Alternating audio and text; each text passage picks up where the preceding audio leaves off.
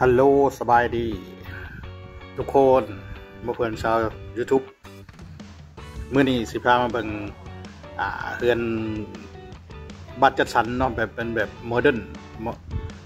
าะบ้านจัดสรรเนี่ยมันสไตล์นี่เนาะทางเข้ามากะนี่เนาะ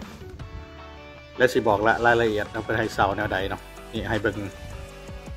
ภาพรวมทางนอกก่อนประมาณนี้เนาะมันก็จะเป็นหลังเนาะเป็นแบบว่าเป็นหมู่บ้านจัดสรรน้อยหนึ่งเลยเนาะบ่น้อยแล้วบักใหญ่แล้วนี่แต่ว่าทั้งนอกทั้งในเป็นแบบสไตล์โมเดิร์นเบิดเนาะนี่1 หลัง 2 หลัง 3 หลังในเบิ่งเอาเนาะประมาณนี้เนาะแล้วก็ทั้งหน้าก็จะเป็นเดินลานจอดรถกว้างๆให้แล้วเนาะตอนจอดรถเนี่ยบ่ต้องห่วงนี่นับเอาจากหลังแล้วกินนี่เขาก็บ่ลืมเบิ่งเนาะนี่ก็2แล้วเนาะเฮาผ่านมาแล้วก็3เนาะเป็น5มันบ่6เนาะหรือกายแล้วขอโทษขออภัยนะมาแต่ไปนี่เนาะเอานี่แล้วก็ไปเบิ่งทวนคืนน้ำหลังเราไปเบิ่งประทันกันเรามีจักหลังที่เฝ้าจองเฝ้ามาเสาได้เนาะเดือนหนึ่งนี่ช่วงนี้เป็นช่วงโปรโมชั่นนี่ทางเขาเนาะเบิ่งเดินนี่นะโอ้บ่กว้างพวกเจ้าไหมสถานที่ตั้งเพิ่นกะอยู่บ้านฮองไก่แก้วนะเมืองจันทบุรีนครหลวงเวียงจันทร์เฮานี่เนาะไปบ่ฮอดจอดบ่ถึงก็ให้โทรเข้าเบอร์020 2211 1987หรือ020 2929 6889นั่นเดี๋ยวก็สิขึ้นเบอร์ให้เนาะนี่เราให้มาเบิ่งทางในเนาะครับมาเบิ่งโอ้นี่อันนี้เป็นเรือนครัวเป็นแบบสไตล์โมเดิร์นเพิ่นนำเพิ่นเฟอร์นิเจอร์เพิ่นให้นะให้จุกๆเลยเนาะช่วงโปรโมชั่นเนี่ยเพิ่นจะให้แบบนี้เลยนะโปรโมชั่นเนาะของน้องชายเพิ่นเองเนาะของน้องชายเพิ่นเองเขาบอกไปเลยน้องชายข่อยนี่แหละต้องฮักเนาะกันนงนิโอเพิ่นนี่เนาะเนี่ยอันนี้ก็คือห้องโถงเนาะเข้ามาเนี่ยให้มาเบิ่งอีกห้องนึงเพื่อเบิ่งบรรยายบ่ทันเมื่อกี้ในห้องทะเบียนเนาะเอาเข้ามามันก็จะเป็นแบบซี่เนาะเข้ามานี่หน้าบ้านที่เฮาจะเซาอยู่นะเข้ามาเป็นประตูไขออกเนาะเป็นบ้านไม้อย่างดีเนาะไม้หนาๆเลยแหละเข้ามาก็จะเป็นห้องโถงของรับแขกเนาะมีเฟอร์นิเจอร์ให้แบบนั้นเลยตามเห็นนี่แหละทราบเพิ่นว่าใครไผเข้ามาส่งโปรเนี่ยเพิ่นสิให้เฟอร์นิเจอร์แบบจุกๆเลยนะเพิ่นว่านี่มาทางขวานี่ก็เป็น1ห้องนอนเนาะตู้เป็นไม้ซักป่ะไม่ซักอย่างดีหรือไม่อย่างนี้ห้องนอนเตียงก็สิได้ไปซะแหละ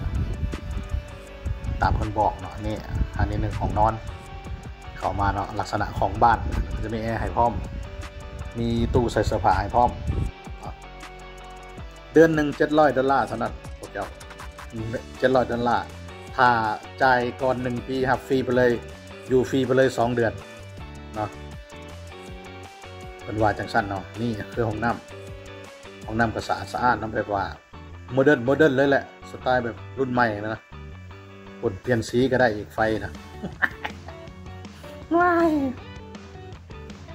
บางทีสีนี่คลี่ออกเปลี่ยนสีใหม่บางทีคลี่ออกกันนี่ไปไงแล้วกูอีกทีนึงเนาะที่สถานที่ตั้งบนกับบ้านฮองไก่แก้วเมืองจันทบุรีนะของหลวงเวียงจันทร์เฮานี่เนาะนี่มาอีกห้องหนึ่งก็จะเป็นห้องน้ำอีกเช่นกันอันนี้ห้องน้ำกลางห้องน้ำรวมเป็นโมเดิร์นสไตล์โมเดิร์นครับเฟอร์นิเจอร์เป็นใส่ให้หรูหราเนาะงามสะอาดถ้าไปบ่ฮอดจอดบ่ถึงก็คือว่าโทรไปเบอร์020 2211 1987แล้วเดี๋ยวก็ขึ้นเบอร์ให้มาอีกห้องนี้ก็จะเป็นห้องนอนอีกห้องหนึ่งเนาะห้องนอนอีกห้องหนึ่งแล้วอีกเบอร์หนึ่ง020 2929 6989เนาะแล้วก็ขึ้นให้มีแอร์พร้อมมานี่เนาะ2 นอน2ห้องน้ำเนาะพวกเจ้าเนาะนี่อันนี้ก็เป็นภาพให้เบิ่งโดยรวมเนาะของหมู่บ้านนะเพื่อให้เซาอันนี้ก็คือหน้าห้องโถงห้องรับแขก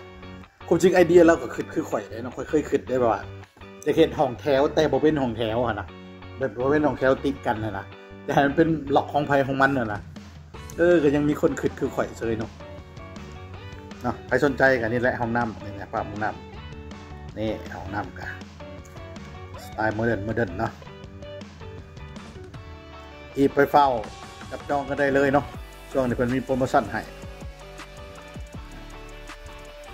คือคอยว่าอะไรอยู่บ้านห้องไก่แก้วไปบ่ฮอดจอดบ่ถึงก็โทรหาเอาเด้อขึ้นเบอร์ให้แล้ว